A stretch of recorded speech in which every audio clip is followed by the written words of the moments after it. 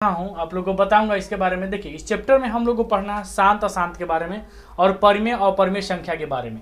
देखिए आज तक हम लोग जो भी पढ़े हैं दशमलव प्रसार निकालने के बारे में, दशमलव प्रसार को तो वो भाग विधि से पढ़े हैं, लेकिन इस चैप्टर में कहा गया है कि बिना भाग दिए हुए फिर भी आपको क्या करना है कि दशमलव प्रसार ज्ञात करके बताना है। तो चलिए देखिए, जब से सबसे पहले जो हम लोग अभी तक पढ़ते हैं, जैसे मान लिए ये 3/8 है, ठीक है, तो इसमें आपको क्या करना है 3 में 8 से भाग देना है, तो 0 पॉइंट दे देंगे। कितना बार में लाएगा 9 बार में लाएगा, 27 आ गया 3। ये दशमलव प्रसार जो हुआ भाग की विधि से निकला, ठीक है।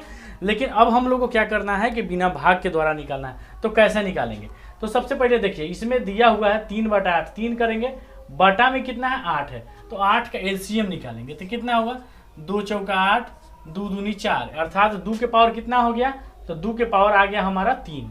अब देखिए सबसे पहले दशमलव प्रसार निकालने के लिए हम लोगों को शांत अशांत देखना पड़ता है कि ये जो संख्या दिया हुआ है ये शांत है या अशांत है। तो इसको कैसे जानेंगे, तो कोई भी संख्या है उसके बटा, मान लेते हैं कि n कोई संख्या है, इसके बटा में 2 होना चाहिए केवल, इसका पावर कुछ भी हो सकता है, ठीक है, पहली शर्त। दूसरी शर्त कि फिर मान लीजिए कोई संख्या है इसके बटा में 5 होना चाहिए और इसका पावर कुछ भी हो सकता है।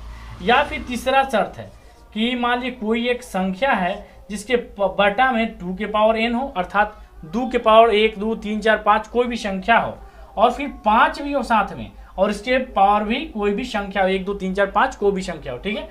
अगर इस स्थिति में आता है तो ही शांत कहलाएगा, अन्यथा नहीं शांत कहलाएगा, ठीक है। तो यहाँ देखते हैं, तो ये शांत हुआ या अशांत, तो ये शांत हुआ क्योंकि 2 के पावर कितना है 3, अर्थात यहाँ 2 है, तो ये क्या हो जाएगा शांत हो जाएगा, ठीक है। अब हम इसका दशमलव प्रसार ज्ञात कर सकते हैं। कैसे, तो हम दशमलव प्रसार ज्ञात करने के लिए होगा कि इसके बटा में, अर्थात हर में जितना 2 होगा उतना 5 देना होगा।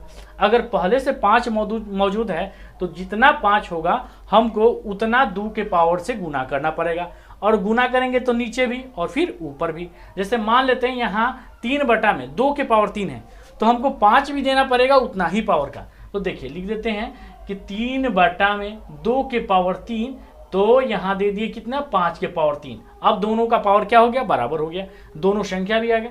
तो 3 हमने दिया है 5 के पावर 3 नीचे, तो ऊपर भी कितना लिखेंगे 5 के पावर 3 लिखेंगे। अब देखिए ये दोनों बराबर हो गए। अब क्या करेंगे, लिखेंगे 3 गुने, अब 5 के पावर 3 तो 5 गुने, इसको लिख सकते हैं 5 गुने 5 गुने 5, अर्थात 50 25 25 5 125 हो गया हमारा, ठीक है। बटा में क्या करते हैं 5 दूनी 10 के पावर कितना करेंगे। देखिए अब इसमें क्या होगा कि नीचे वाला दोनों जो संख्या है अलग अलग है, जबकि दोनों का पावर जो सो बराबर है, तो ये दोनों संख्याओं में गुना हो जाएगा और पावर जैसे के तैसे रह जाएगा।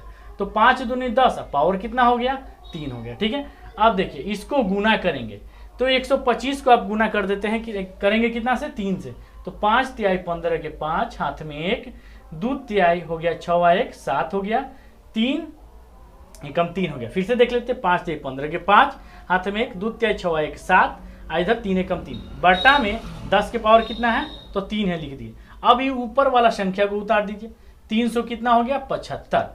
अब ये पावर 3 के मतलब कि इधर से 3 संख्या गिनना है, पॉइंट बैठा देना, तो 1 2 3 गिन करके हमने पॉइंट बैठा दिया। अगर मान लिए कोई संख्या है जैसे 7 है और बटा में 10 के पावर आपका दिया हुआ है 3, तो इसको कैसे लिखेंगे, तो 7 उतार दीजिए, और इसके बाद यहाँ बोल रहा है कि 3 संख्या के बाद इस साइड से गिन करके 3 संख्या के बाद ही पॉइंट देना है। तो 3 तो संख्या है नहीं, एक ही है, तो एक ये संख्या, इसके बाद 2 जीरो दे देंगे, 1 2, अब पॉइंट देकर के 0 बैठा दिए। तो इस प्रकार से हम लोग ज्ञात कर सकते हैं। तो अभ्यास के लिए 1 2 3 को प्रश्न और दिए हुए हैं, आप लोग इसको अभ्यास करें, खुद से बनाने का कोशिश करें। ये जो है आपका एनसीईआरटी के एग्जाम्पल का क्वेश्चन है, ठीक है, आप लोग इसको बनाने का कोशिश करेंगे। वैसे इसको एग्जाम्पल में सोल्व भी किया गया है, ठीक है।